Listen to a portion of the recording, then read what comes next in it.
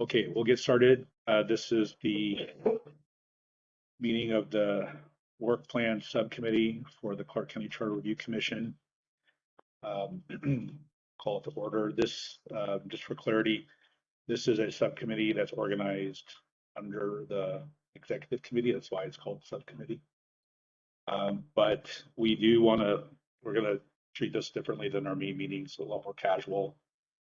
We don't need to have motions and things like that necessarily. So it's an open dialogue roundtable type of environment. We want to treat it that way. At some point, if there's a decision or leadership required, that a member of the executive committee will do that just because it's organized as a subcommittee. But we'd like to start out with kind of a mindset that this is a free-flowing, open dialogue discussion, a little bit differently than our main meetings.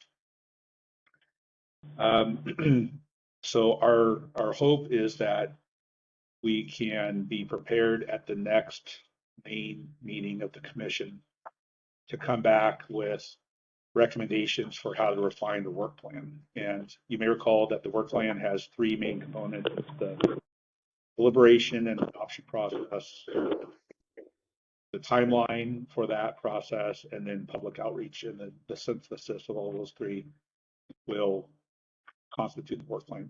We are hoping that today we'll tackle the amendment, deliberation, adoption process. And then in our next meeting, which is Tuesday, we can knock out the timeline and then be able to go back to the commission in a week with the proposals for what those details might look like.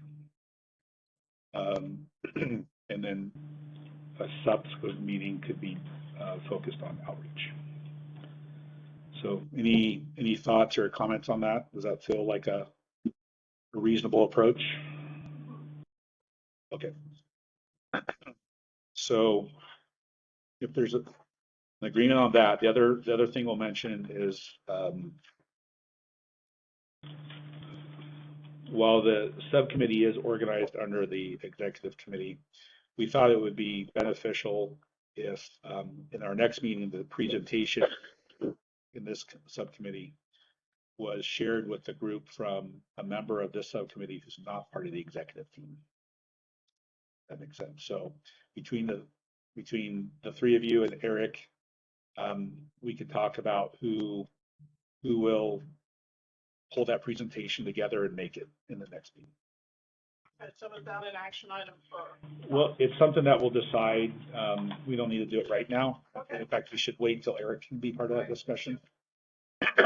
But we're envisioning that, a presentation will need to be made, and we think it would be good, healthy for the group if that presentation came from someone other than the executive committee members. While we're waiting for Eric, should I go ahead and read what was brought up at the last meeting?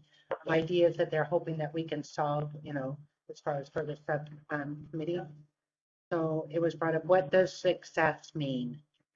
That was something they felt that we need to be thinking about that as we're working through it.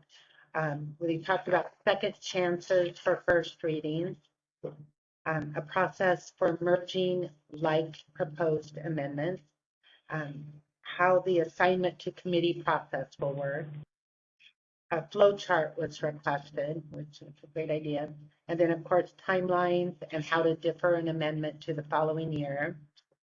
Cost for amendments and the number of amendments per election. What is a reasonable amount?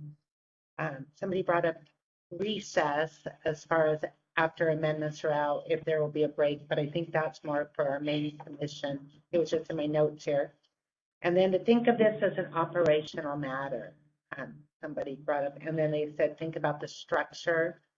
I didn't quite get exactly what they were going with. And then, timelines for when we close our first reading. And I know Duncan had just shared with us an idea, and he probably will share that with you. But that's what I had that everybody brought together as a group. Yeah, I also heard how to incorporate feedback from the commission, as questions are being posed to the sponsors of amendments. What does it look like to receive that feedback, incorporate it, and then somehow represent that back to the commission or something like that? The withdrawal, the ability to withdraw, that came up yesterday. Any other questions of that nature that anyone has that they want to add? That's a good list. Okay. Yeah. Rebecca, could you scroll to, I think it's going to be the third page of that document. Yeah, next one. Okay. Before, probably. Yep. So maybe to kick off our discussion. Oh, is Eric on now? Okay. Eric, can you hear us? I can hear you. Okay. Did you, do you have any comments that you want to add before we keep going? I've only just caught the tail end, like the last 30 seconds or so, but I think the other, if it hasn't been discussed already, if we want to talk about how we structure what gets discussed this year versus next year. Yes, that was mentioned as one of the topics that we want to go over. Okay.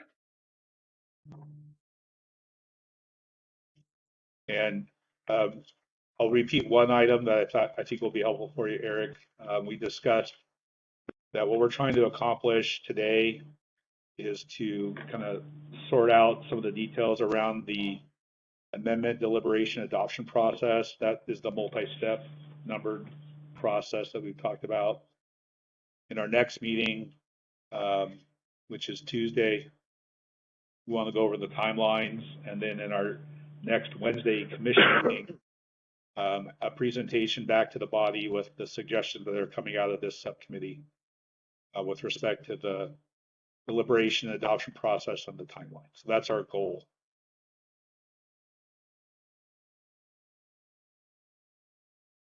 Okay.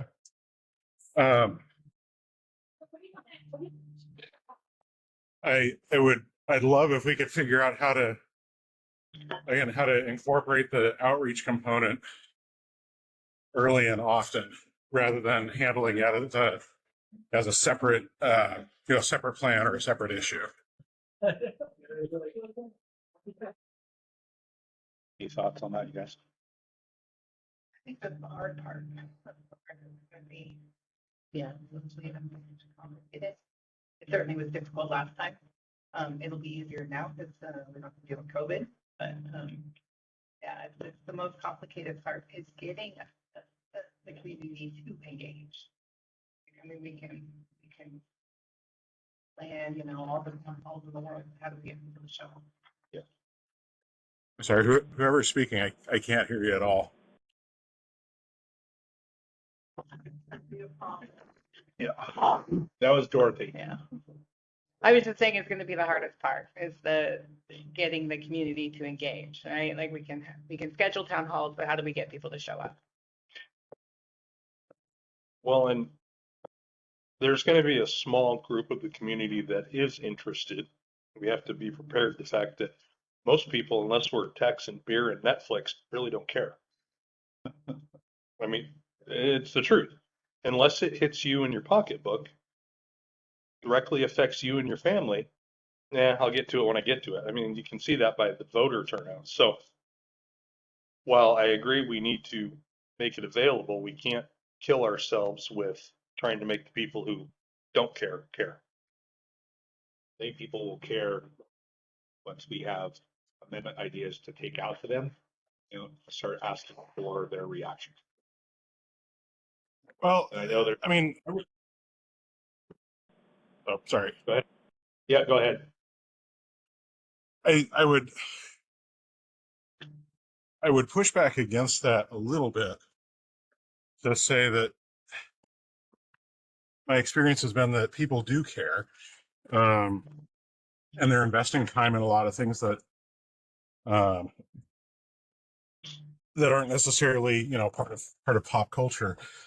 They're just convening in other spaces and discussing the issues that are important to them in other spaces, from faith communities neighborhood associations, nonprofits, business associations, that kind of thing. And I think my personal preference would be, rather than having this be a commission-led process from start to finish, and then we try and figure out how to bring the public in later, and try to get, I don't think we're going to get the whole general public interested in what's happening at the Charter Review Commission, but I think we can go to them, go to where people meet, and meet with those stakeholder groups that already exist. I think it will be very simple to do the public outreach because we all know what groups we need to be speaking to. So we'll make a list of the groups. And then to that, we will add those groups that call us. So we'll have a total list of groups and when they need us to speak to them. And then we will have a speakers bureau and we will send people to those groups. And I think we just should keep it really simple. Don't try to get everywhere. Just make a list of the most important ones and then fill in with less important ones if we can. But try to keep it simple and with the speakers bureau.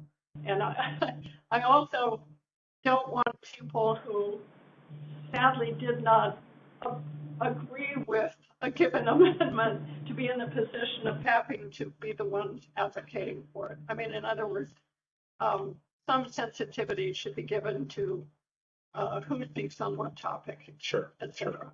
So I think it'll be make list of speakers, make a calendar. Yeah. That's it.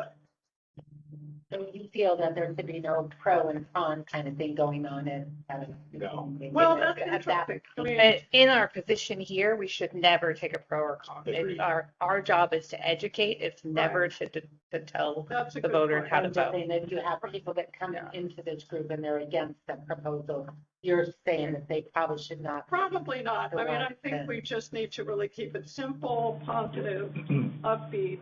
The pros and cons are in the voters pamphlet. And to the extent, we can think about this much later, but to the extent that people, seriously disagree with something, they can join some other private group to advocate against it. If they feel so strongly that it is the wrong thing. That's up to them. That's not up to us. Am I right? Or do you believe that we should assume that all of us will refrain from any comment? Well, it depends on the If we context. disagree, Yeah. that's a big point. But in our official capacity, we Okay. should all be capable Right. of being informative And without, that- without, Right. and I'm assuming we'll have one, slide deck that everybody uses regardless of Yeah. where they're at, I think it's similar to what we touched on when you're talking about a speakers bureau earlier. If we are sending somebody officially to represent the commission Right. as a member, then they need to stick to just being informative about what's going on, factual about what an amendment is about. But there's no way to stop people from campaigning Right. as a private pro or con statement outside of that official kind of representation. So as long as they're clear, Right. this is not my, I think doesn't represent, the commission, these are my views. yeah. Yeah. I guess what I'm getting at and what I'm asking about is maybe a little further upstream before we as a commission.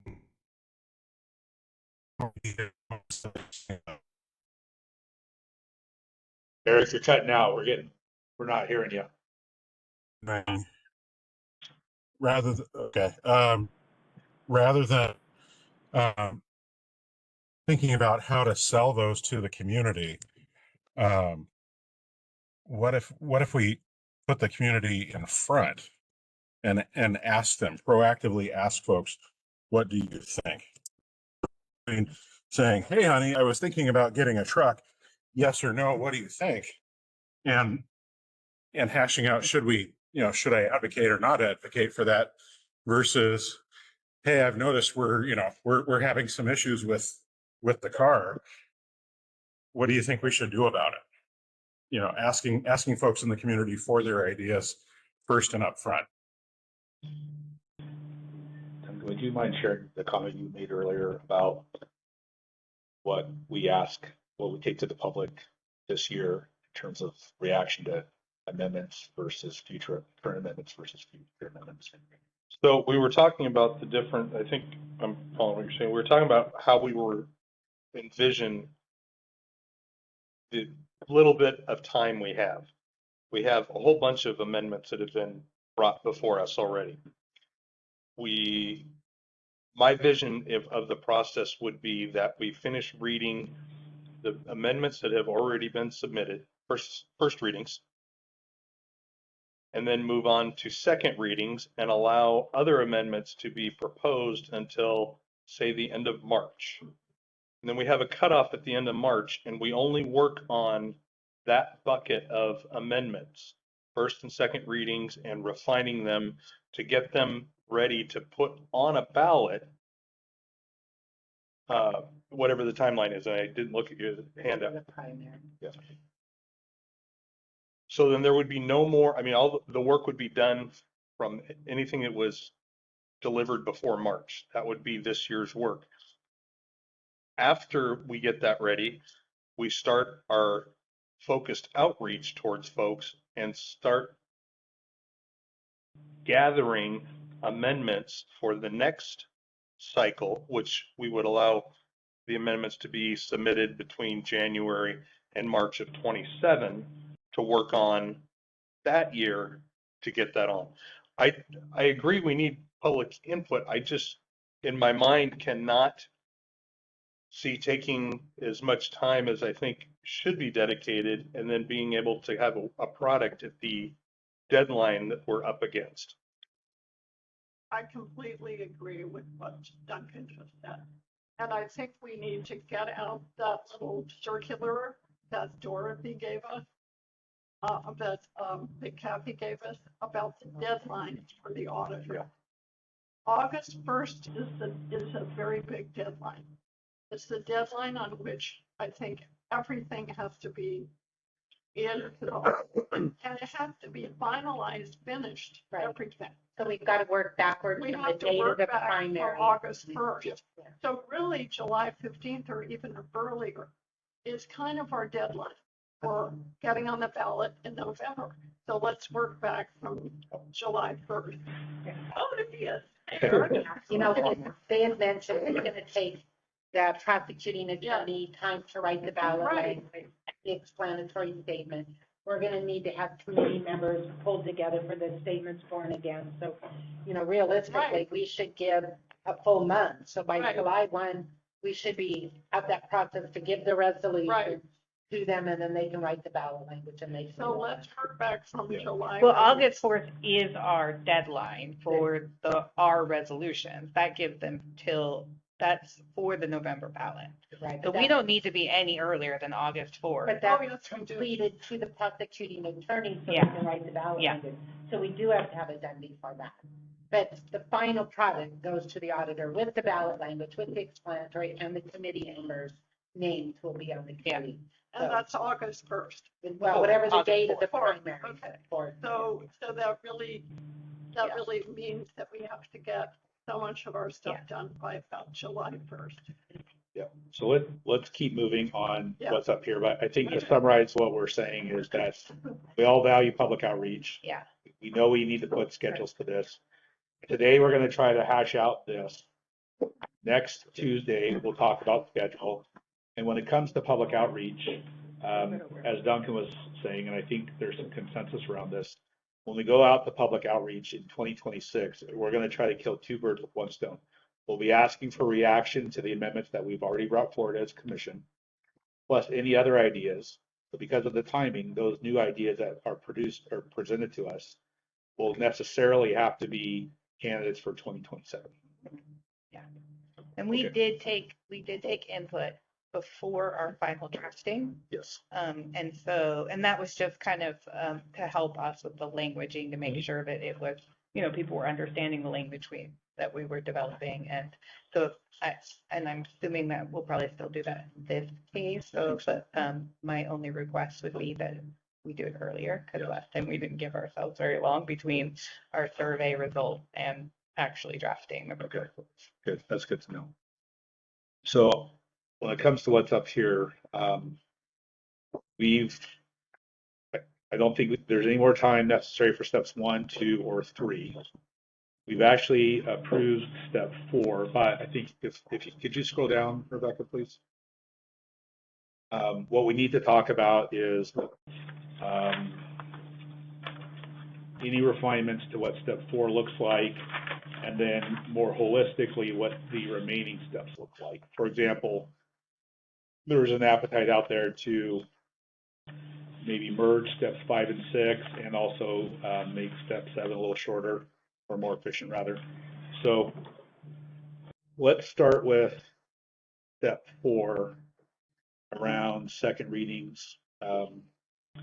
Any thoughts about refinements that we might want to bring forward? What's the expectation in this presentation as opposed to what the subcommittee will present? You know what I mean? Because if people are asking questions like, cost analysis and stuff that would be better suited for the subcommittee to do as opposed to the individual, presenting for a second reading. Yes. That's a lot to put on a person, especially when they can't really meet with their co-sponsors to get help.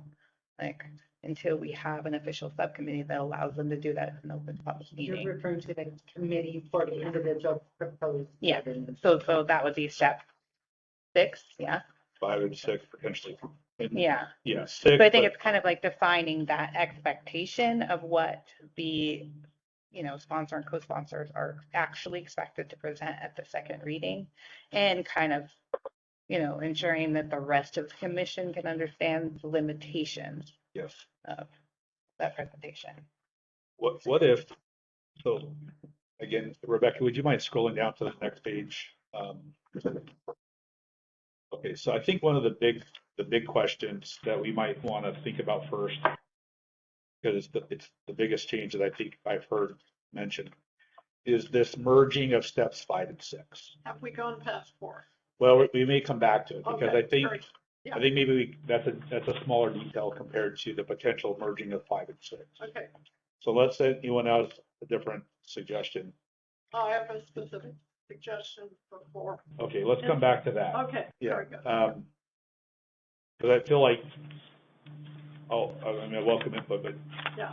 the merging of 5 and 6, which was suggested in our meetings, feels like a pretty holistic topic.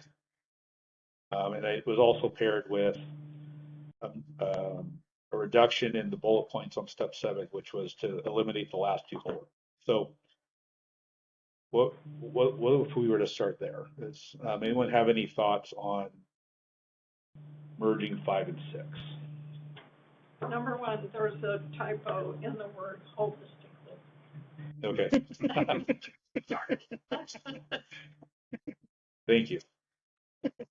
I think that's a great idea, but I think there's a couple bullets that we've already kind of talked about, that maybe doing another first reading next year where it says the bullet proposals not advanced remain eligible for 2027 consideration. Is that something we still would want to do with maybe with them coming back next year and providing more information and bringing that same one back? Is that what we're kind of talking about? Well, I think that's a good topic. I mean, I would think that any amendment that gets kicked out at any point in 2026 could potentially come back for 27. Yeah. Can I ask, what is the advantage of merging as opposed to keeping them separate and just perfecting the language in each one? Because it's kind of logical, the eligibility portfolio and then the committee study. So what is the advantage I think it's because of pushing them together? that adds 2 extra votes. Right. So currently, So when you're merging, you're Yeah. taking out two You're- votes. yeah. Okay. Taking out a vote. you're taking out at least one vote. And I thought that was a I fair like comment. But I kind of feel like I don't understand why it can't just go from past the second reading to subcommittee. Like why do we need an in-between step anyways? Well, that's a good question. You wouldn't be if you merged them, right? Yeah. Well, But I'm just saying, why do we need two votes here at all? Like I don't why? think, I think the goal, the suggestion to merge them was to get rid of a vote. Yeah. So Okay. that so in other words, if it passes a second reading,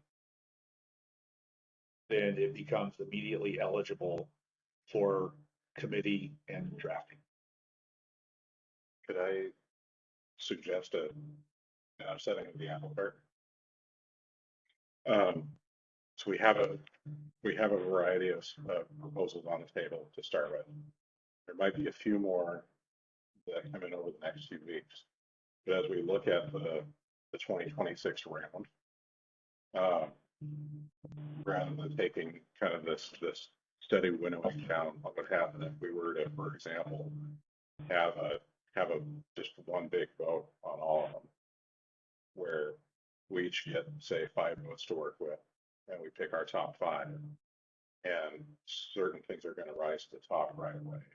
We can spend more of our time earlier on developing those and circle back around. And I think potentially that could make it less of a win-lose, and who's going to make it through the second round draft pick and so forth, and allow us to really focus on stuff where I think we're going to have a lot of broad buy-in. So the discussions around thresholds and discussions around ethics seem to have a variety of interests, and we could then stand up some committees on those pretty quickly. Even if there's overlap, we can combine stuff pretty quickly. So everybody would pick their top 5. Right. Or This is whatever. ranked choice, but is that like a ranked choice? No, I think it's just a case of like how you vote on stuff when you've got limited time and resources to do it. That's how I had my kids help pick stops for our road trips that we went on. Oh, interesting. And it worked out really well. So we would just, and that would be part of when we combine step 5 and 6. And before we move it to the committee study, we vote on our top 5, and then say these are the ones that we're going to do for this year. Why 5? This Well, it is doesn't have to the be. topic I'm having a hard time understanding how this flows through, especially at this point, because nobody's produced a flow chart for this. Yeah. So since you came up with this, can you walk through the process, like you're the one sponsoring an amendment and what that process looks like? As it's currently written, or with the merge that we're talking about? As it's currently written, because Okay. I get confused here, because you have the second reading, but now they're in a bucket and we're gonna So that, consider them again? all right, so the portfolio, or we call the bucket, right? That was aimed at alleviating a challenge that Whatcom County encountered. So they just kind of had a perpetual process where first, second, and then a process to send it to the ballot. So in other words, that concept to ballot process was a continuum. There's no buckets or intermediate steps. And so what they ended up happening was they got through some votes on amendments in as early as late April and May, and decided these are going to go to the ballot. And then they continued to discuss others. Well, as more and more amendments started getting voted to be sent to the ballot, people are starting to feel like, okay, there's only so many we can send to the ballot. And if my idea hasn't come up yet, I'm starting to see the bandwidth shrink. The chances of my amendment now making it to the ballot are less, simply because I'm unlucky enough to go later in the process. And the earlier amendments were favored. They got a better shot at getting one of those slots on the ballot because they went earlier.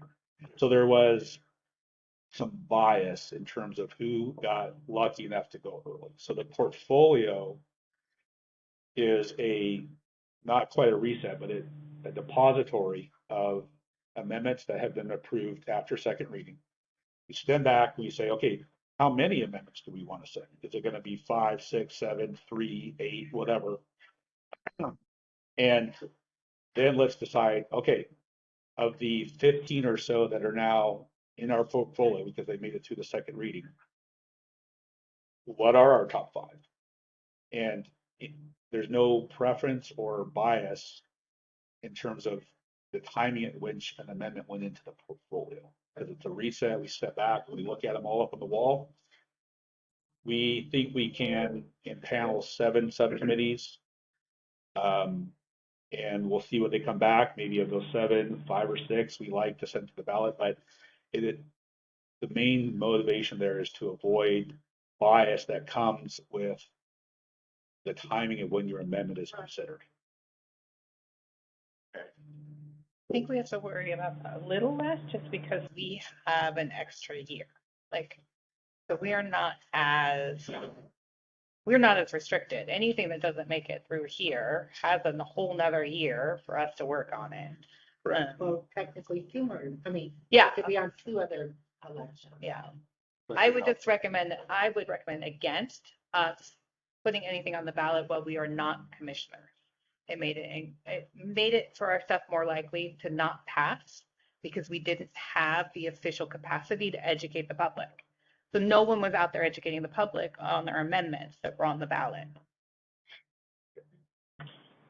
So the way you explained it, I think I understand what you're saying, but say I do a second reading presentation next week. How long are we going to wait for people to do second readings to put them all in a bucket before they get to proceed farther? If we're waiting for all of these. Yeah, with the concept, it's a good point, but the concept is we just mentioned, you'd have to get through all of the second readings. Yeah. And then stay back and say, okay, 10 made it through the second reading. Here's our portfolio. Which of these do we want to study further in a committee? We'd have to have a deadline for the second reading. Yeah, we To would. make that budget. Yeah. That would be part of, like, presumably a next meeting when we start putting. I think it makes sense to send it to a subcommittee where a great deal of important work will be done before we start eliminating some. Doesn't the subcommittee do some really important work? Yes. So Yes. it seems to me we do the subcommittee and then we start getting rid of things. Although the subcommittee, Dorothy, chime in, please. It's a lot of time and effort. And there's only so many committees that we can panel. Right. There's 15 of us. Yeah. We don't all want to be on 10 committees. Right. And we've had 26 proposals submitted. Mhm.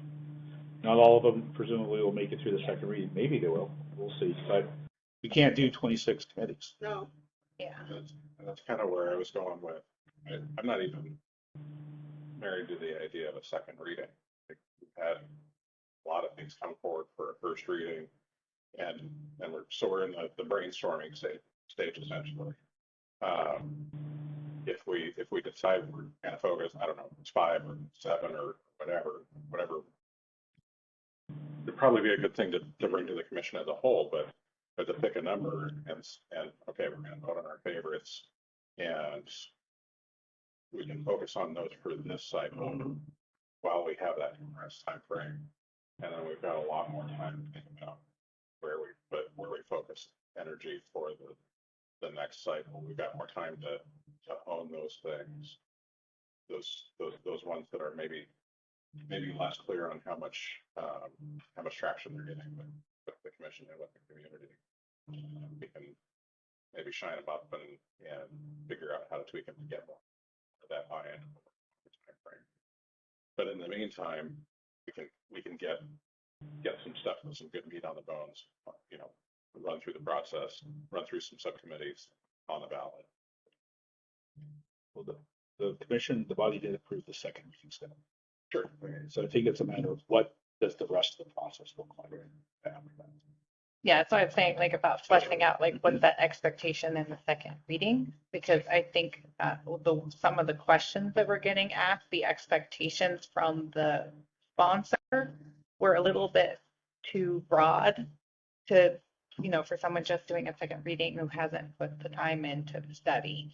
Like, so, and that's, I kind of like, I'm with Eric on that. I'm not married to the second reading as much as it's important that the stuff that we do want to move forward does get into subcommittee. Like that's where the real research work happens. So I agree with that. So as I understood it, the proposal that was mentioned in our meeting to merge 5 and 6, anything that makes it through a second reading, like right now it's 8 votes. So any proposal that gets 8 votes after the second reading, it automatically qualifies for subcommittee and drafting. Yeah. Okay, that makes sense. And do we have an idea of what date that would need to be done in order to make our big deadline, which is July 1st? So I mean, I think Tuesday when we talk timelines would be Yeah. like Okay. the appropriate time to really Okay. hash that out. we need a finalized process to put deadlines to. Got it. Okay. And I wonder if it wouldn't be prudent for us to figure out what our potential workload is, meaning going to the full commission and saying, how many amendments do you want to put on the ballot? And if the number's 5, then there's no reason for us to bring in 15 to start hashing out. If 5, 6, or 7 have good support with the commission and the other, I can't do the math, 7 have no support really, except for whoever introduced it. Does that make sense? So I would hate for us to put all I our, mean, so far, everything seems to have sort of I mean, nothing seems to be rising to the top. That's like everybody's supporting versus, you know what I mean? Like it's hard to like but see, so far, but we haven't gotten through all of them yet. I'm more likely to vote to continue on past the first reading because I want to learn more. Yeah. It doesn't mean I'm really interested in same here. So I'm pretty liberal with my, yeah, let's move it on, let's move it on, let's move it on.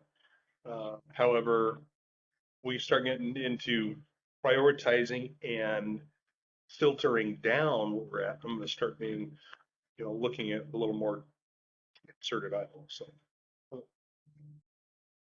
Has anyone kept count of how many we've had a first reading on so far? We've had about 10 to 12. out of 26. Some have been withdrawn, some were going to get merged. Then how much time are we looking at devoting to a second reading for each one? Well, it's for our group to come up with a suggestion to present, but for me, I would envision that, the presentation is 3 to 5 minutes and then we have debate. So we could get through 4, 5, 6 in a meeting, perhaps 6 might be awkward still. So are there expectations that the co-sponsors and sponsors would have all those answers in the debate? Or is that something that would happen in the committee study? Because Yeah. I had a lot of questions asked about the initiative and referendum. I mean, cost analysis and some real kind of. Yeah, that's an unfair expectation from you just as the sponsor, and that's why I'm saying like things like that need to go to subcommittee for those answers.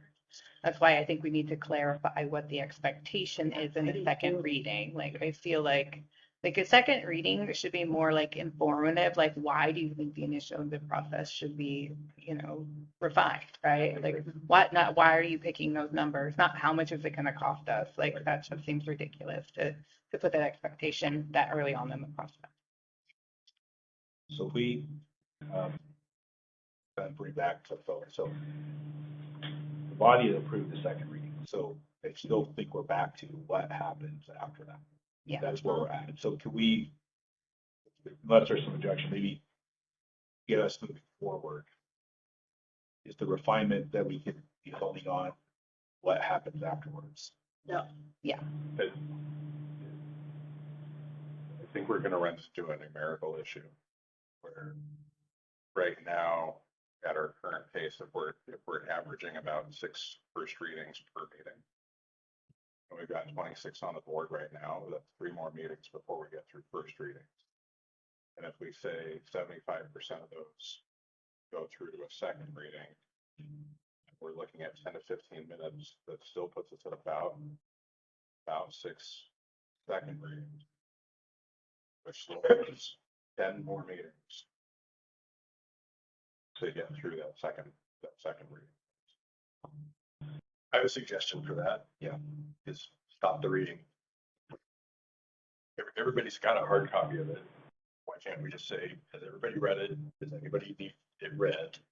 And if they don't, then you just call for the vote and say, and then unless somebody has a clarifying question, just call for the vote. Because then we could get through that in 5 minutes, then spend 20 minutes on each one. What about the open public meeting? The questions are slowing us down the most, I think. Okay. Yeah, I think questions are definitely slowing us down. That's one thing, like if maybe we can put some more expectations on this, like cost analysis isn't a appropriate question at this point, right? Like that's not what you're asking is clarifying question, like, is this language going to do X, Y, and Z? Is that your intention? Right? Like, as opposed to how much is it going to cost us? I don't know. Do you know how much it's going to cost us? Nobody knows how much it's going to cost. Like, So it's a good point. The body's already approved the first reading with the understanding that clarifying questions can be asked. So I don't think this subcommittee can change that. But we could, it is a good point that we could expect people to have read the intake form, and then we just go straight to clarifying questions. That would speed that process up a little bit, and maybe get a few more in each. But it's still, the math is still a real topic. So What if we make the deadline for the first reading in 2 weeks? Or something? you know, we are going to need to cut it off. Yeah. Yeah, cut off. Well, if we make the consideration time for a first reading 5 minutes instead of 20, that would speed up the process. yeah. I like that too, because we put we put a time frame on how long we would let our guest speakers speak. So it seems like we can do that to ourselves. So we can say, there's a time limit of 5 minutes. Everybody read it. Does anybody have a question? Quickly answer 3 or 4 questions. The vote, yes or no. Tally up the 5, 6, or 7 votes. I like that. Because that's not the meeting, it's a discussion. Right. We need to get into the presentation if they have the 5 votes supported. Yeah. Okay. Does it make sense to slightly diminish the amount of time given to the guest speakers? I mean, we've already, What guest? the invitation's already gone out. The invitations have already gone out saying you've got Okay. 3 to 5 minute presentation, and then the balance of the 15 minutes is Yeah. question and answer. Okay, very good. Counselor March also signed up for March 31st too. So, Yeah. But I do think we can just tell people, read the intake form, and be judicial in the questions that you ask for the first reading and try to get more votes in. But So we're actually making changes on number 3, the first reading. well, the first reading as approved doesn't speak to whether or not they're read in the records. Yes, that's what I'll put that into the So record they know, at yeah. regular meeting. I mean, We still said we could propose amendments even to things. You're right. Yeah. You're right. That are passed. We all agree on that. Yeah. And I mean, and reading, you can redefine what reading into the record means, not necessarily reading the details into the record, but reading, the title and the sections that are going to be affected into the. I'm okay with us bringing it back to the commission as a whole. Hey, we talked about like the time frame as a work plan subcommittee and realized we're going to have to speed things up a little bit. Is everyone okay with, I mean, we've got 7 of us here. Is everyone okay with us making these tweaks?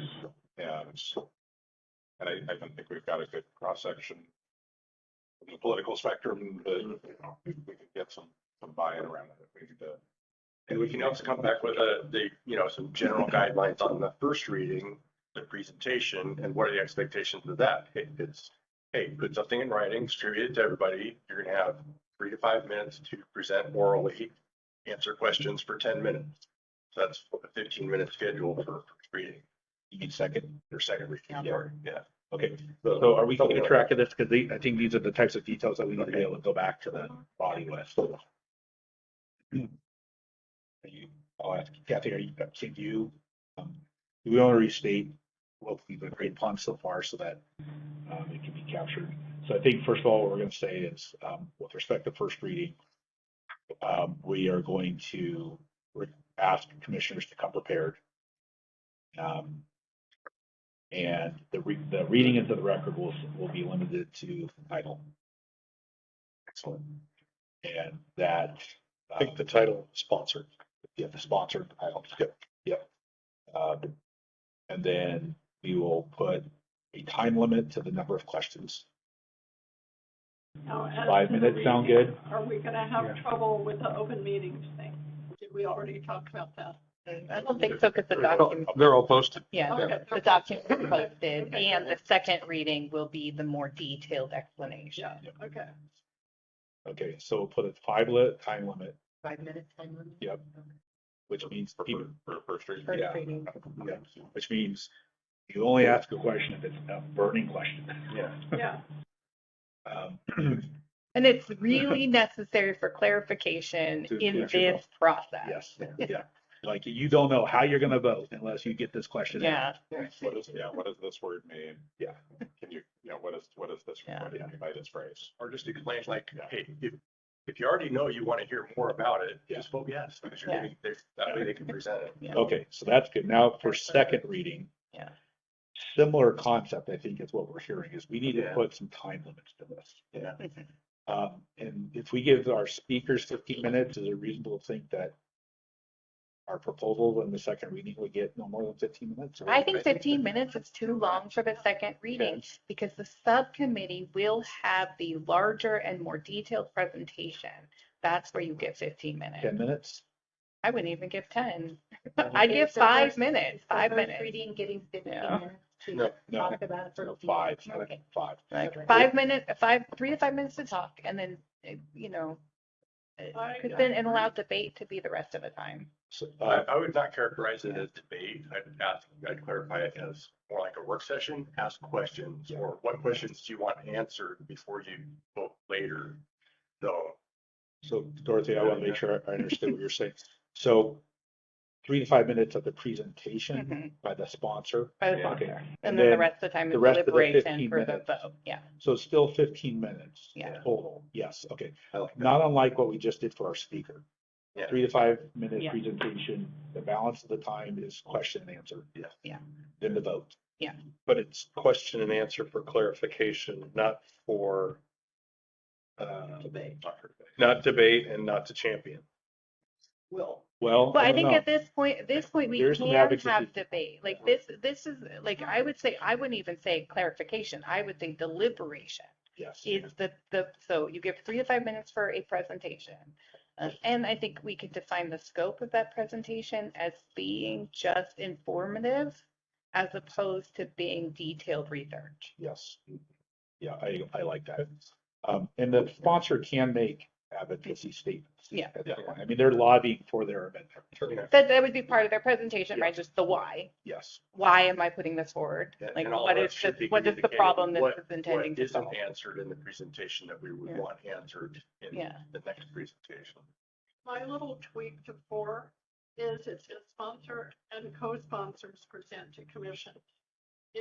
We need to be clear as to when you select or name your co-sponsors. Because remember how that came? We already discussed that. We're doing that in the first reading. Yeah. Okay, so, We've already clarified that. okay, So so that's that will be behind us. clarified is the first reading. Yeah. Okay, So if it passes, if it gets the 5 votes, then right. does anyone want to be a And the co-sponsor? votes are the same as the co-sponsors, or they specify their co-sponsors during the first reading? So going forward, intake forms are being submitted only with a sponsor. If it gets the 5 votes, then we can ask if there are co-sponsors. Right. Yeah. Okay, So that's what we're doing. but the sponsor does not ask behind the scenes who is going to co. We're doing it in the meeting.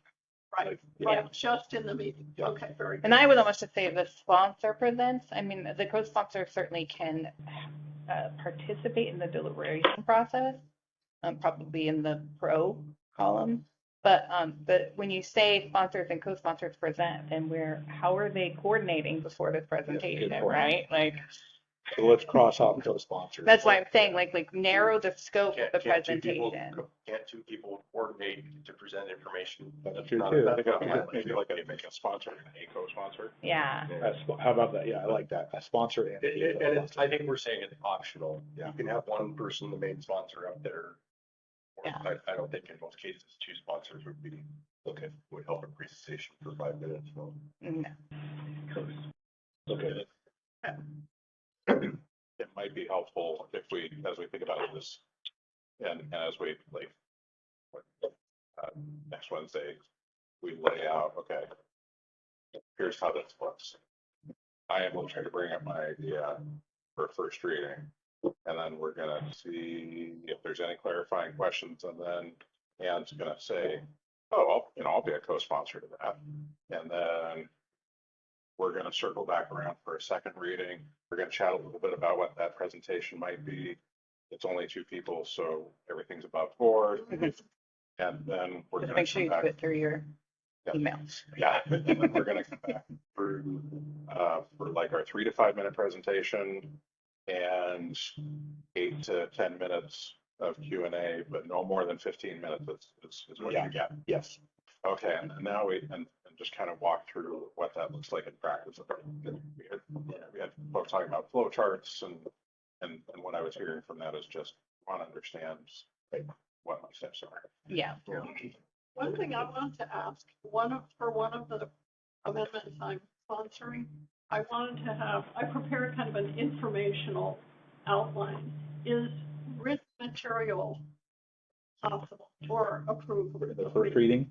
Right now, it's just doing the intake form. Second, would it be for second reading? Yeah, I think Yeah. that was your preferred. Instead of having to Yeah. outline and say all this, just hand each person. I think we could put that in there, that handouts are appropriate. in this. Okay, okay, very I good. would say they're desirable. You Yeah. know, If hey, you really want. put it in writing, send it to everybody. Yes, Handout, And then Stand present up, to your yeah. presentation. It can only So help. if you really PowerPoint, wanna- you know, If you all really together. want to like help it run smoothly, you send it to staff ahead of time. Yeah. yeah, of And course. then they'll be able to put it on the screen, yeah. get your handouts, we can email however we want to Yeah. distribute that. Okay, very good. Okay. It's not responsible for the quality, wording, typographical errors of your slide.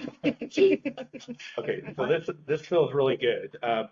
Are we ready to talk about after second reading? Do we feel like we got that part of it? Yeah. Okay. So, where are we on the idea of merging 5 and 6? What does it look like to folks after the second reading? I think it's somewhere in this step 5, maybe, or part of the second reading, that we should kind of make a determination for whether things go into the 2026 bucket or the 2027 bucket. Because that can then the 2027 bucket doesn't need to go to subcommittee study, right? Like that can wait till next year to go to subcommittee study. So then we can start narrowing down our timeline here. Should anything be considered for a second reading to begin with if it's for 2027? Honestly, yeah. So that's what I'm saying. Like you could almost put it in the second reading or first reading, like somewhere in here, that we're just determining things that have a priority for this ballot versus things that we definitely know, like, yeah, we're not going to put that on the ballot till next year. Except for you're not gonna know how many you're putting aside until you get to the end of it. Mhm. So that could be like you might end up putting too many aside for the following year. So that's why I think it's worth seeing all the first one, Right. and the second ones, and then saying, okay, look we have 20 that we move forward, and then when it's in the eligibility portfolio, we can say, okay, let's go ahead and vote for our top 7 that we want to move forward, and then they don't go to a study, they just sit there in that bucket and wait till the next year, but we do it after it makes it to the second reading, right? I just think that the things that are automatic that we know, like we don't want to put the clerk one on the ballot like this year. So if that one makes it, forward, then that's automatically going to be a 2027 bucket.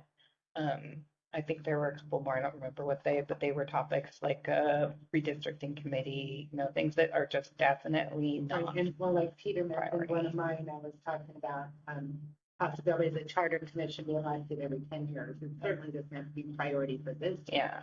But I certainly would want to know if it passes the second reading, so I know that they can Right. continue to do research and to provide, good information. But we can also move those second readings, like, to the end, you know what I mean? Like, so it's like, they're not the priority. As opposed to we can just make sure that second readings get done in their, like, necessary timeline, because the real work is going to be the subcommittee and then the drafting committee. That's where, like, where the timeline, we don't want to tell the drafting committee, okay, you have a week. Like, that's not. Right. Okay, what's something you're gonna say, Peter? One was, can't we, one suggestion is just that we voluntarily ask people and say, don't submit things right now if you don't think it needs to be for this year's. Because I think some people have already expressed that, well, it doesn't need to be this year. Yeah. Right. And it would actually be easier if they do it later, because the process for the whole group will be smoothed out and we don't have to jam people up. So we can voluntarily ask people to do that. Another way to consider what we put on the ballot without waiting for this list of second readings that are completed is that we have a separate process to send our approved proposed amendments to the auditor. We have a step for approval of that by the committee and a separate step for that to send it to the auditor. So why can't we just let things work through the process and say June 1st or June 15th, whatever's in that approved bucket, then we will prioritize and debate which ones that are completed we're going to send to the auditor. That way they're in the bucket waiting at the end, not sent. And we can say if there's 5, we send them all. If there's 15, we can debate at that time. Are we going to send 5, 10, all of them, whatever? We can decide that then. Does that make sense? I understand what you're saying. That sounds like what that portfolio is already intended. Right, but your portfolio is doing it up front at the second reading.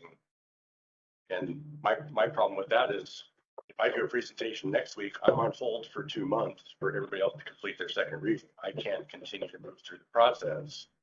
And I think a bunch of people are in that same spot too. So we're kind of jamming everything in, saying we have to do all of them here, and then we have to do all of them here instead of letting everything flow through the process the way it naturally would. What would be your suggestion then to avoid the timing bias? Because the ones that go early, I appreciate what you're saying. Like the more that we can keep things moving, the better. Sure. Well, I'm just saying, let's say I presented one next week, it got approved at the second reading. I had a committee set up and we then presented it again and everybody approved it. We would send it to the drafting committee, get it finalized, and the commission approves it. Let's say it happened April 1st. We approved it. It's still sitting in a bucket completed until June 15th, when everything else gets to catch up till then. So it doesn't go to the auditor automatically. It waits until all the completed amendments are done. And then we get to look at that point at all of them holistically and say which ones are we going to send. Does that make sense? I think that's, I don't know where I was headed with the ranked choice, the not ranked choice voting, but having kind of multiple votes that we can kind of pick which ones we really want to focus on for this round is to remove some of that timing question. We can get those subcommittees stood up like pretty darn quick, and then those subcommittees have time to do what they're going to do. We're not closing the door on stuff that comes later, like June. I have a vision in the middle of the night and I'm like, this is the most brilliant, and everyone's like, yeah, that's great, that's fine. They can still run through the steps and work through the docket for next year. For next year. Yeah. Correct, yeah. Yeah. Or if it's May 1st, you might be able to get it in this year. Yeah, well, I think we need a clear deadline. We need a clear cutoff, Like end of like, March. We're gonna Yeah. close first reading in March, I think. But Yeah. we didn't discuss that. Well. let's timeline Yeah, next week. timeline. But I think what we didn't discuss is where are we consolidating are we consolidating before the second reading or after the second I think reading? it's after, like, I think, When you say consolidating, are you meaning? So the ones that are like you know, the same topic. They can be the Right. same amendment, Yes, right? I mean, right, like they're the right. same, Oh. they're That discussing the consolidation. same But it doesn't mean section. eliminating. No, no, it just Okay. means like we don't need, you know, we don't need two different ones, Right. I you think know, we want, changing Article 2, right? Right. You need just one proposal to change Article 2, As right? long as Like, so there's it's like, not conflicting, you know. yeah, as long as they're not yeah, conflicting. I think we definitely want the ability to consolidate, now that I understand what you're saying, before the second reading. Like, we Yeah. don't want to send two public safety amendments through the second reading. Yeah. You know, ideally that would be consolidated, or pick a topic, but, so I think we should, I mean, we could add that sponsors can, of amendments that, after the first reading have, the same topic are encouraged slash wired almost, I would require, I mean, Yeah. it just makes it like, because again, like we have to sit through all of these second readings. It would be nice if they were all, you know, Well, I If we don't can- know that we we should should consolidate require it it, to we topics. can suggest it, because what if your idea about how to do something is substantially different to mine, and we don't agree on? then you wouldn't be consolidating. That's what we're talking about. If they're And that's what I'm saying. Don't conflicting mandate it, but ideas. suggest it, But say, if yes, you want to change, have a you know, model. section 1 of Article 2, and he wants to change section 3 of Article 2, there's no reason you Yeah. guys can't put that together as the same proposal. consolidation preferred, but Yeah. not required. Yeah. Well, like you brought up about this term limits, and I don't know if that's two different subjects, but you asked me if it could go on the council pay, and it kind of makes sense that you're asking for it to be a full-time wage, but you're setting a term limit. To me, it feels like kind of if they're two separate things, but could be in the same section as a charter amendment and could be consolidated. Now, you add more elements to it, you risk it not having. Yeah. Right, Yeah, sure do. Yeah, that's, So what I'm hearing so far, as I'm trying to keep note, is we're gonna ask folks to consolidate In the first reading. in first reading. And also that we're gonna ask folks to volunteer things that might make more sense for next year, to, not to get rid of them or to set them aside, but just to hold off for the second reading round, so we can get stuff that's got more immediate traction. like Yeah, that. I think that's fair Yeah. to bring up in our next. Okay. meeting. And that's for the first reading. That's after the first reading, for the second I reading. do think that we need to tell them that, well, we're gonna come back to the commission and we'll have the timeline. So, Yeah, timeline will be hopefully next week, so still hoping that today, if we get to the other steps, so. Yeah, let's keep going. I think we're in good shape again through step 4. Let's come back and what can we do to make the rest of the process look efficient? I think because we're already defining 2026 and 2027 buckets in this place, that we can just easily put 5 and 6 together. We've established the 2026 bucket at this point. We create the subcommittee. I mean, anything that passes the second reading can automatically have the subcommittee created at that point, and the subcommittee can get to work and speed up the process. Okay, So then we do need probably to have a discussion at our next commission meeting about specifically, maybe, I would assume some debate, but specifically how many ballot or how many measures we want to move forward in Yeah. 2026. well, if we start, and I like the idea, like, that would be very efficient. If your amendment gets through the second reading, and we just say, okay, let's go to the committee, right? It could be 15 amendments that get through second reading. We probably aren't going to have the bandwidth for 15 committees. Why not? I would want don't like understand 5 what myself. You're thinking that you're not. Yeah. So I picture when you say send to a committee, if I'm a sponsor and I got 4 co-sponsors on amendment, there's automatically the people are going to be on the committee. So are you thinking somebody else has to be on that committee that you're overloading? How many committees did you guys have? You had 7 amendments. Yeah, so 7 committees, 7 committees. and then in the first round, obviously, then we have the second round.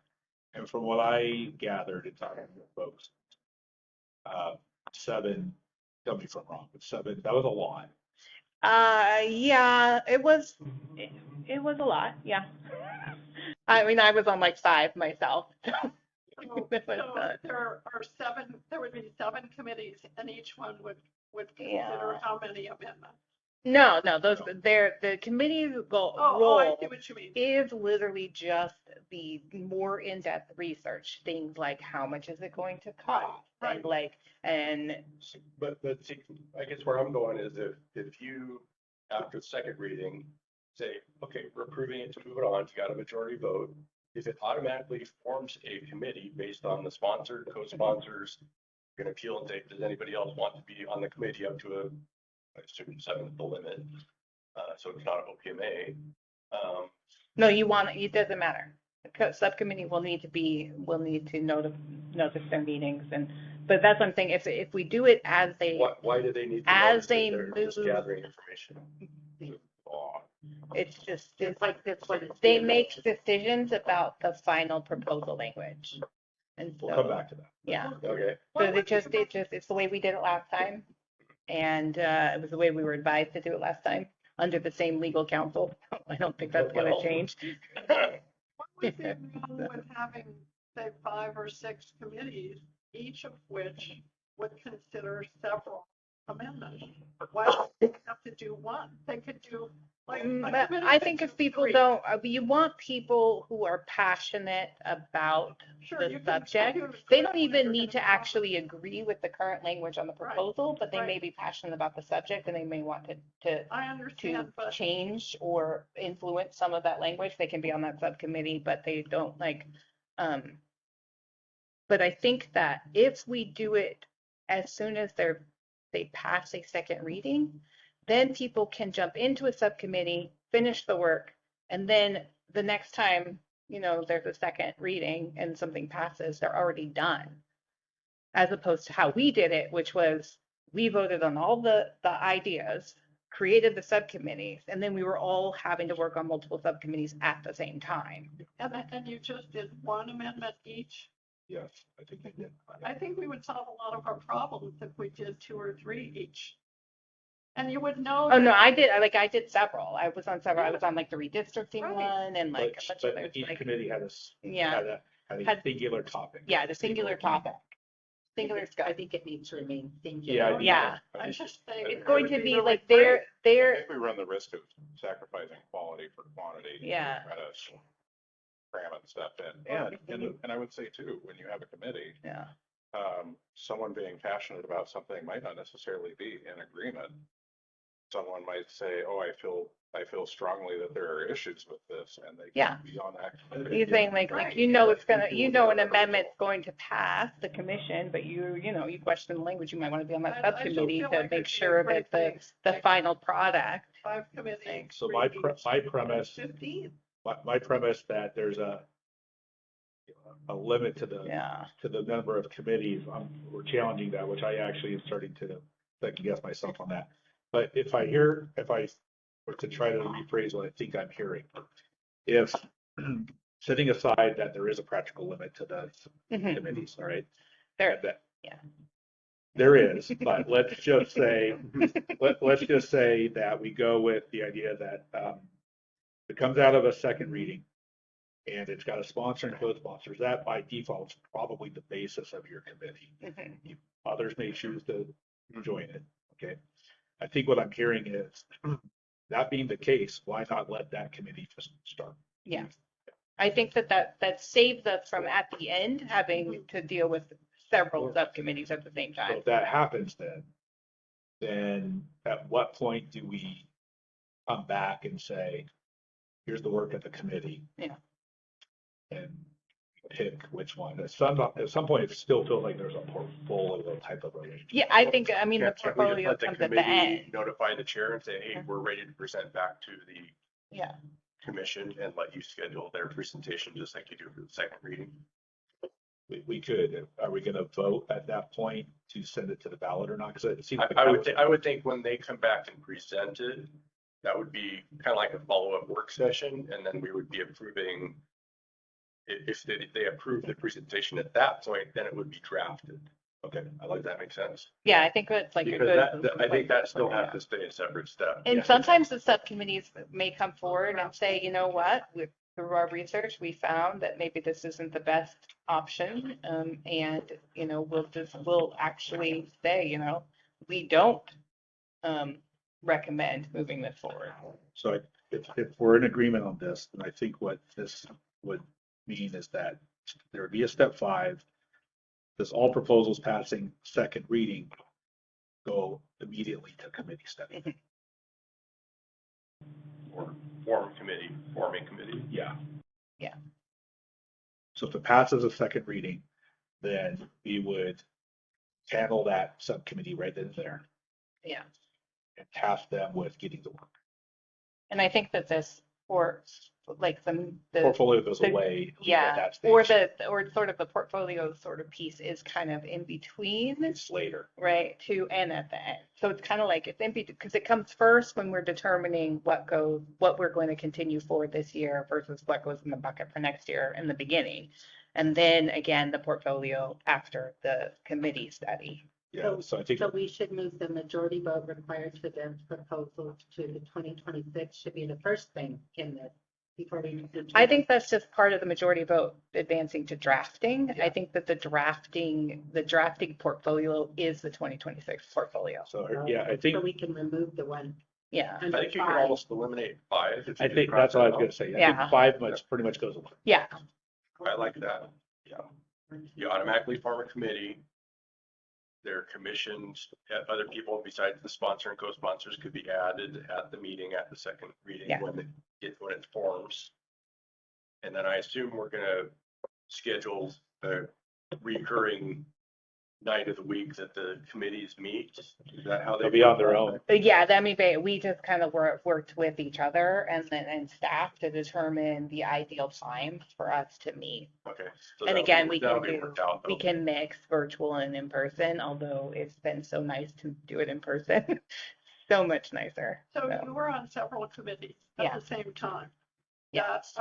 That's what, And you could probably stack them a little bit. yeah. Yeah. Like you could do, this committee meets from 5 to 6 and Yes. this other committee's meeting from 6 to Right. 9. Yeah. Other than they We would did a have to lot leave of- A lot earlier. That's We did a all. lot of lunchtime sort of like meeting Yeah. because that seemed to be the easiest for working.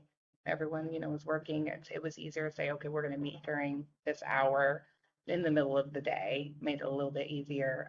Or I think the 4 to 5, but it's better for staff because we don't make them have to work after hours. Mr. Chair, I think I would just change the next to last bullet line. It says committee report findings and maybe change that to committee's schedule with the chair to present their findings to the Yeah. body or something like that. And then after they present it, at that point, then they get that majority vote to approve to send to drafting. Yeah, so you're just adding in the detail that they have to work with the chair to schedule it. Yes, yes. Yeah. Just to make it clear that they're presenting. And I it think to kind of the making it commission. clear too that they should be presenting a more like a more detailed proposal. At that Yeah. point. So the drafting committee It doesn't. should be 95%. Yeah. 95% drafted. Like- Yeah. But it's not drafted into an ordinance for approval. Yeah. That would be the drafting. So all these questions about, like, for example, what is the cost? Like, you should know that by then. Yeah, that's where the committee study comes in, right? That's where those questions are answered. That's why I'm saying, like, I mean, it doesn't need to be here in this document. You can do it, but just defining the scope of the second reading and tempering people's expectations of what will be presented.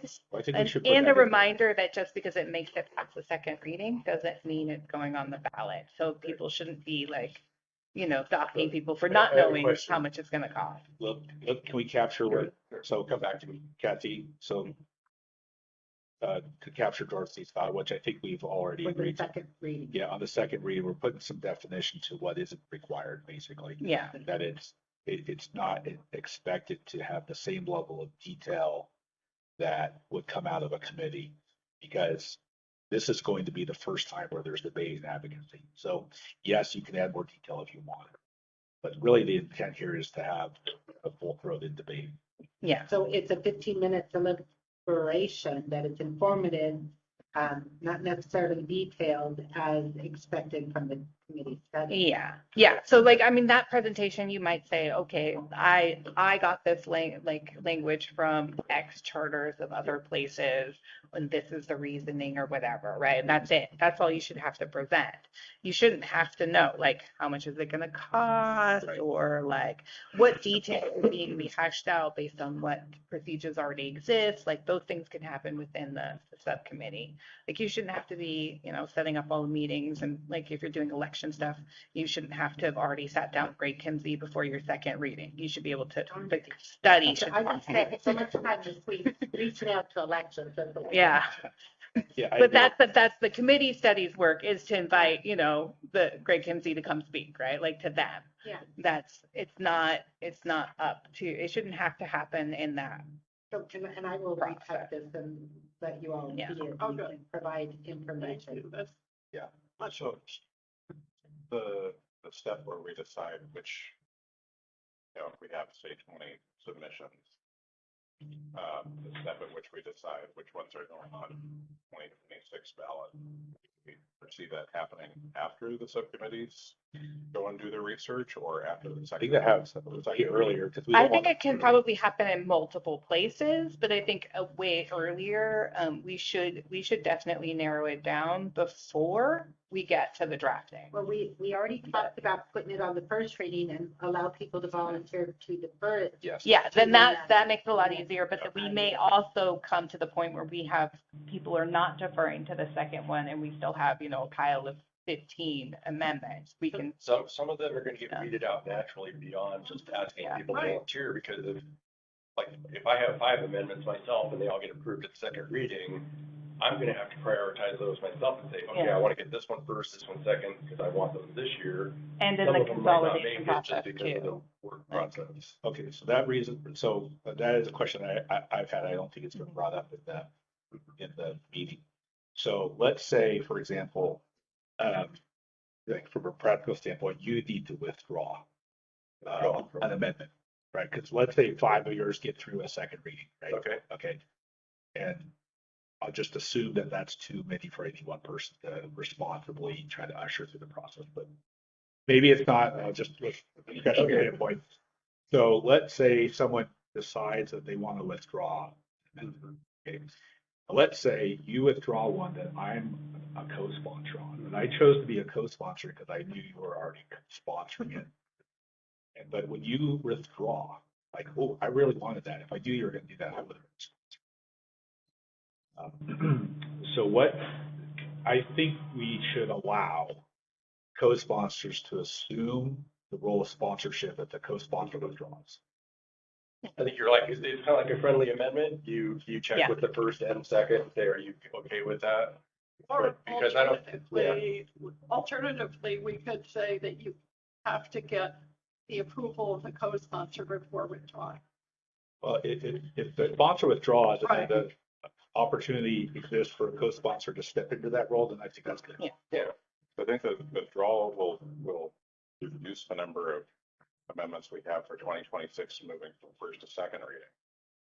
What I'm wondering is, when do we have like, this is what we're going to devote subcommittee time to, That 2026. Well, I mean, that's what we were just talking about. It sounded like, and in my mind, it's still an open topic, because on one hand, we're agreeing on a process that is efficient and it lets subcommittees to immediately be impaneled after a second reading approval. Sure. But I think what you're saying is, how do you balance that with my earlier comment? Like, there's a practical limit to how many subcommittees. And there's going to be a practical limit to, like, say theoretically we get all 15 subcommittees stood up for 15 measures, and they all go and they do all their homework and everything's ready to go. We then, if we haven't narrowed it before that point, we then have 15 fully fleshed out presentations and 15 fully fleshed out things that we're going to try and send to the drafting committee. That's That's the thing. I think that there needs to be like, I think that's this bucketing of the amendment proposals needs to happen multiple times. to narrow it. And I think and maybe it'll also happen naturally in the committee study. The committee may, in their deliberation, decide maybe they're not prepared to get this on the ballot this year. They'd like more time. But if we probably, you need to have a process that Yeah. assumes that all committees will advance it to the point where it's ready Yeah. for drafting. And to your point, like, we don't have time to hear 4 reports from 15 subcommittees. And I think that might Yeah. be in like kind of as things move, like before the drafting committee starts their work. Maybe we're looking at the bucket and we then vote what moves to drafting How as a about- whole. This is why I like the idea of not creating where we're all doing this now, this second readings here and this. If we let things go through naturally, Yeah. you'll have a few that get a running start. They're very simple. They present, people like it. They'll get presented, they'll get approved, the committee presents, they approve it, it goes to drafting. And the drafting committee is working on it in March. So they're not waiting till like end of May or June Yeah. to get all of them at the same time. Does that make sense? Or can we do it for the drafting too? Like, can we put one, like, so the drafting is done. If we're doing it that way and the drafting committee is working throughout the entire process, as they're given a proposal, they do a draft that moves into the drafting bucket. It's all- And at that point, can we then narrow things down too? But I also do think that like, if we look at the timeline, we may find, as we're looking at the calendar, we may find, oh, like, we definitely need to narrow this down by here, and then we can determine where in the work plan it will be most ideal. I don't know how to handle this because last time we didn't have this many proposals. Wouldn't it be a terrible idea to have some sort of a voting step built ahead of time?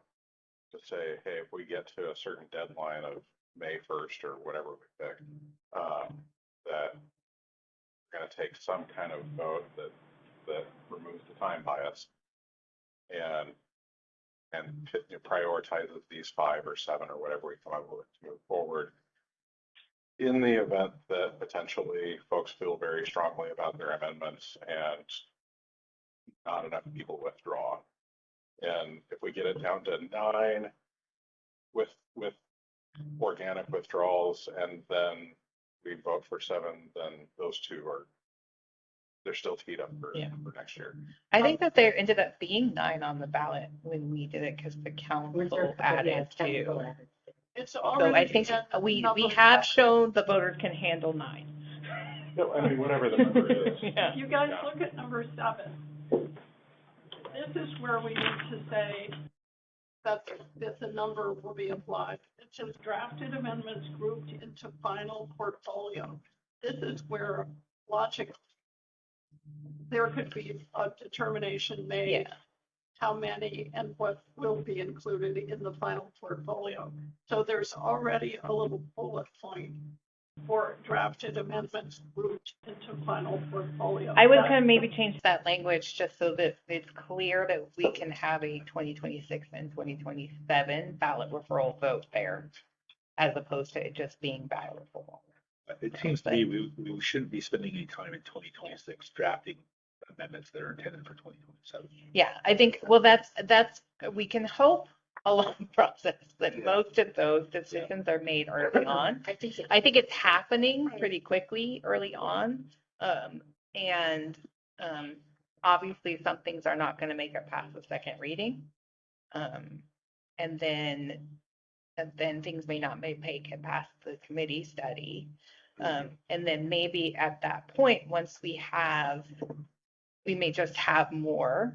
If the drafting, like if we're saying the drafting committee is working through this entire process, so they're not just handed, a stack of proposals, in July and told you need to get this done, then I think that we can at least then just add a last step in the ballot referral vote that we say, if that stack does end up being,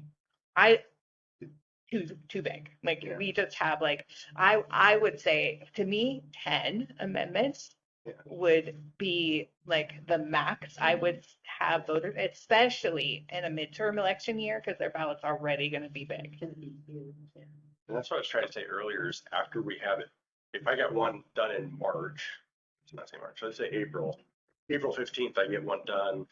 It gets approved about a committee, it goes to drafting March 21st.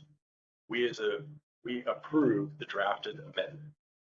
That's passed and it goes into a bucket and we don't have to refer it to the ballot to the auditor until all of them have passed and we can look at it July 1st or June 15th. So with that. Because right now, we don't know if we're gonna have 5 pass or 15. So. Yeah. I think what I'm hearing is there's consensus around the concept of a portfolio. It's just a matter of when in the process we have it. I just, it feels like organically it comes up multiple times. Yeah. That and then multiple times we kind of just have, I mean, But then that's there's sort one of, last time. yeah. Then there's have one more. last time we make that final decision that we say, look, we have too many drafted amendments. We have to narrow this So down. it definitely would be before ballot referral. Yeah. I know that. Yeah. So if we get, Decide where that bullet is gonna go. so we get rid of step 5, I think that what we heard in the general meetings is people wanted to still get rid of, that gets rid of one vote. Mhm. There's still a desire to get rid of a second vote. Where does that second vote come out while still keeping the portfolio? I don't think you do. I don't think you did. Because you have to approve it at the first presentation or the second reading. You have to approve it when the committee presents it again. And then it goes to drafting. That drafting is just means it's written up in an ordinance form. It's really no changes and there shouldn't be really any debate. It's just formality of presenting it, voting on it and signing the ordinance. So. And I don't even see, like, honest, like this vote at the end of the draft is like, I don't think anything didn't pass by the time it made it to that point, because we had already voted on it so many all the times. debate, It's just so procedural. It's just that basically once we read the language, we're just saying, because at this point, there's no amending, there's no changing.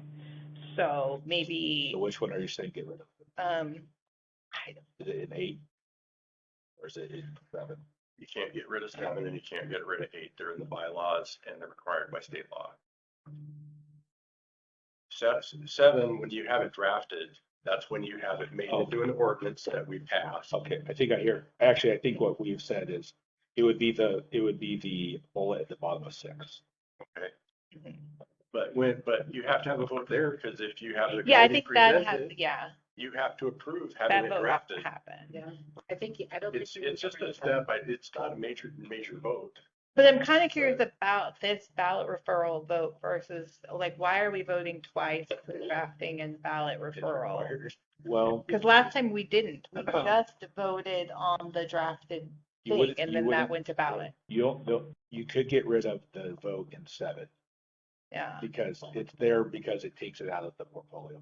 The portfolio there, again, was to eliminate the time bias. Yeah. But if we, I think maybe even like not necessarily get rid of it, but have it as a contingency if that drafting pile's too high. That we have a contingency vote there that may not need to happen. Right? Like if we only, 6 proposals make it all the way through, then we don't need to do a secondary like bucketing. But I think if we end up with, more than that, more than 10, we can have sort of we can have votes if we need it to move drafted proposals to the next year. Sorry, backtracking a little bit. Majority of vote required to advance the draft. I think what we've said already is that that was the bullet that I was thinking we were potentially able to eliminate, because if it comes out of the second reading, If that is the second reading, goes to a subcommittee hashes it out, it just automatically goes to draft, and it goes to draft. which means that bullet point, like you don't need a vote to send it to drafting. And that would be. I know that just does a lot of Right, work and then on the the- drafting committee that may not need to happen. You know what I mean? If That's you what I'm can't saying, vote, like if kind you- of, I mean, the committee vote is the easy vote. Why yeah, would you draft it if you're not in agreement? So So, I think that we can mitigate, we can keep it in there, but to mitigate the concerns that we heard in our meeting, we need to show a timeline okay. that will demonstrate that we can have all these votes and not miss our deadline. Right. yeah. Okay, That was the concern. Like, oh, right. because there's 6 votes here. Can we get it down to 4? Because 6 votes is going to slow us down. We've got it down Well, to we're down to 5. 5. In the first reading, if we say we're limiting that to a 5-minute discussion, we've just said, hey, we eliminate a lot of that to the time for that vote. So we are kind of down to 4 votes. Okay. I mean, I'm good with that if we can, in our next meeting, have a timeline that demonstrates that we could still have these 5 votes and meet the timeframe. I would just like to emphasize in the wording under drafting, it's not in here now, but in our bylaws, under section 16, it says drafted charter amendments have to be approved by a vote of 8 members. Yeah. I think that should be under bullet point 7. Yeah, let's have that. 6 or whatever it Did is. you make that change? Yeah. Please. On the majority vote, well, it says majority vote required to advance. It's not majority vote, it's 8 votes. It's 8, Oh, yeah. okay. And it's to advance to, or to approve it. It's not really. So if you want to call it ballot referral, but yeah. Yeah, that's kind of wondering why we need the majority vote, like, to advance to ballot referral eligibility and then a vote to propose the amendment. I feel like once it's drafted, we can make the final vote. Like, we don't Well, need to vote on that, it yeah, twice. I mean, I think that was the concept, was that Yeah. between 7 and 8, there's a vote there today. It can be Yeah. eliminated. You can't because it's in our bylaw. Is it, can you read it just so that we, I just have the section, but there is a separate vote mandated in the bylaws. You approve the ordinance or the proposed amendment, and then there's a separate vote to send it to Okay. the auditor. okay. So that's the way I don't know about, I didn't look at the bylaw. No, it's in your bylaw. I don't know We if did it's a that all at separate the vote, same but- time. We just But I know the did. freeholders did it too. We Yeah. approved the final charter, and then we held a separate vote to send it to the auditor. So that was a two-step process. I guess, oh mean, it's no, just I a guess we formality kind of that- like, we voted on each individual resolution, then we voted on the stack.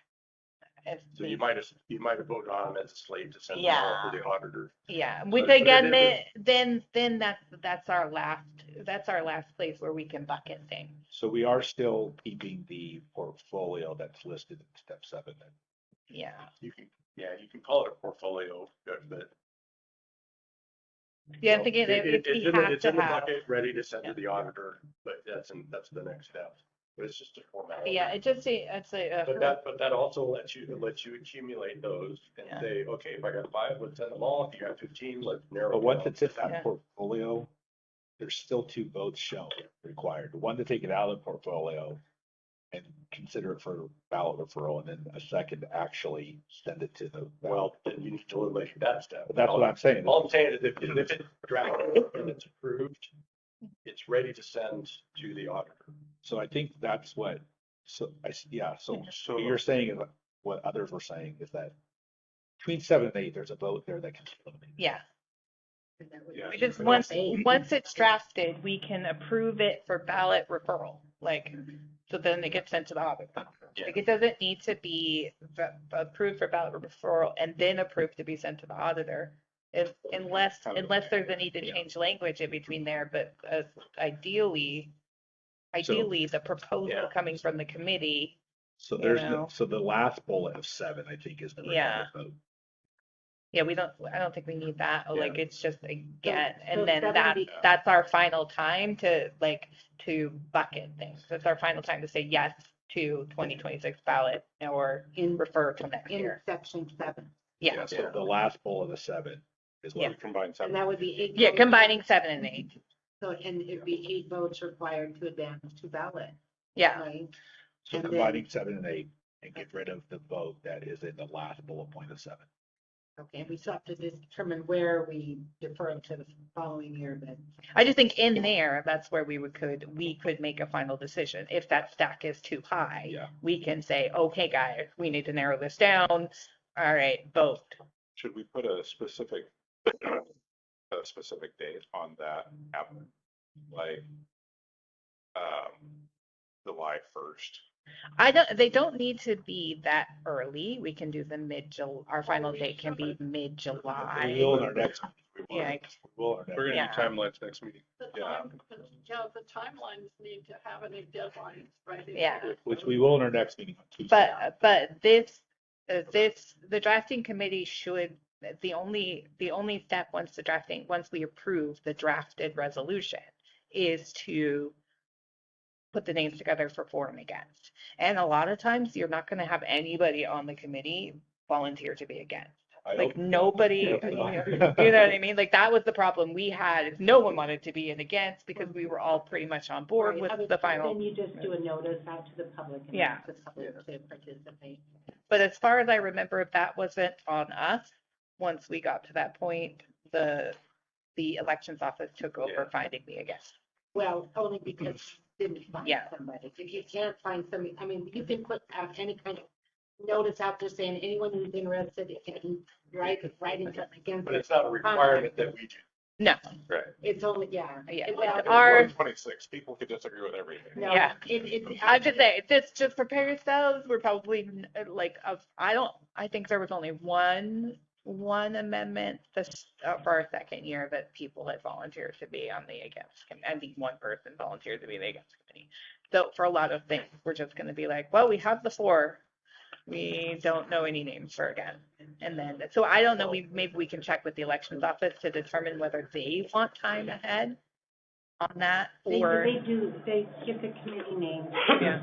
I mean, you can give them time when that resolution, Yeah. if you don't have it, they can do it. But But it does say that the jurisdiction, where the jurisdiction shall appoint people that reside within the district known to favor the measure and shall appoint people known to oppose the measure. And if such people are not immediately known, then the jurisdiction is encouraged to formally notify the public that members for and against are sought. And then basically, if we cannot do it, then the elections office. So during this, between now and the 10th, does it make sense for us to do 2 things? First of all, review what you sent out, what you're Yeah. crafting.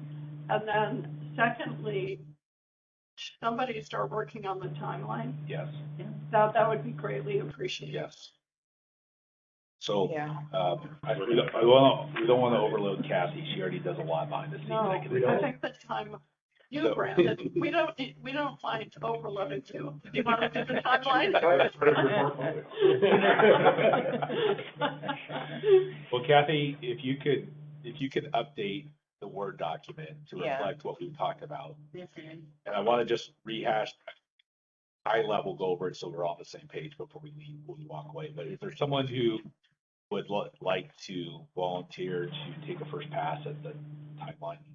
I can take a first pass at the timeline. Can you just send me the proposals that have already been,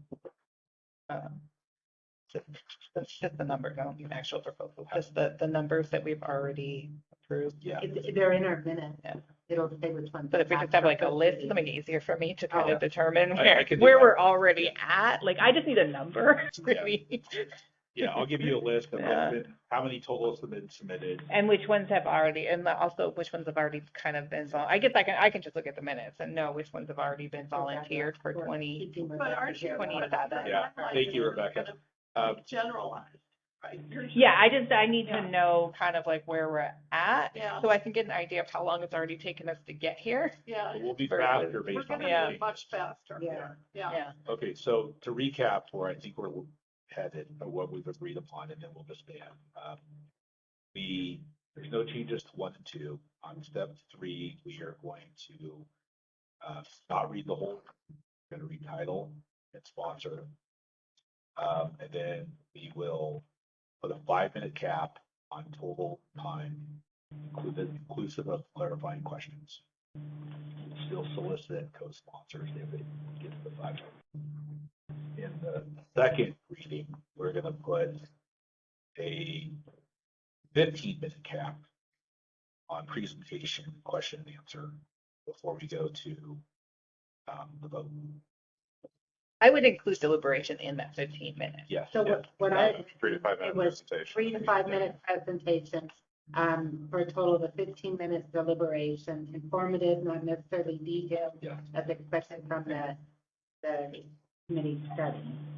And then handouts are desirable, provide to staff, before second reading, before Yeah. the Monday. I mean, And I think also, presentations, whatever you want to do to make it easier for people And to. then if it gets, we're gonna get rid of step 5 in its entirety. And so if it's an amendment passes the second reading, then it becomes immediately eligible for a committee. And we will impanel the committee right then and there, and they can get to work. after second reading. Yep. Okay. And then that committee, on a rolling basis, can decide when it's ready to send its amendment to draft. Yeah, but I do think we should set deadline, And what about, Send it to draftings? I thought they were presenting back Oh, to sorry, Yeah. yes. They'll come back when they're ready. you to schedule Yeah. a presentation. and where does the allow co-sponsor to take on amendment if sponsor withdraws? Where does that? It's just a guiding principle, I guess. Understanding. I think probably between We first can and just- we second can- we can reading, just communicate that Yeah. to the group Yeah. and say that's kind of an understanding. That's all, yeah. I've That's how already, you've been. I already doing have to friendly give 3 amendments second already. second reading presentations. I'm gonna withdraw the other 2, I do have a question. We're under gonna 6. combine 7 and 8. yeah. It will just be called drafting and ballot requirement. Yeah. And I also like if the combination of proposals that can be together, like when is that? You want Well, consolidation, Yeah. I think after first reading is what we Yeah. said. I would suggest we just make it voluntary and say, encourage Yeah. consolidation. If you hear a first reading that's similar to yours, try to consolidate. We've encouraged Um, consolidation. We've encouraged pushing it to the next year. Yes. Yeah. And that's what we wrote, Voluntarily. that we would do it in the But we first. can't force them because if you have one that's, you think Yeah. it's similar, but it's substantially Yeah. different, your idea than mine, then we can't be forced to And I agree with you. merge, right? Yeah, I think I- that's, I do have That- a question. Yep. Sorry. Yeah. We have a first presentation, then we have a committee presentation. If it fails to get a vote for drafting at that point, are we gonna say it dies? Good point. Or can we give them a second chance? I'm assuming the only reason it would die is if they didn't come back prepared enough and they didn't answer everybody's questions. They don't feel it's good enough for drafting at that point. Do we give them a second chance and say, if you get a majority vote after that, you can go back to committee and have a second chance to present it? Or start. Because otherwise we're saying it died. Where you start over next. Well, January. but dies for 26. Yeah. yeah, It's the fact that we are in the first year of a 2-year. Yeah. I think. Yeah. We are, I'll use the word stringent now, Mhm. because we have that safety net in 2027. And we don't Yeah. have to terminate that subcommittee at that point. They can go back and rehash yeah. and say like, oh, we got feedback. Well, from what I'm residents. saying right now is there is no provision for them to rehash and represent.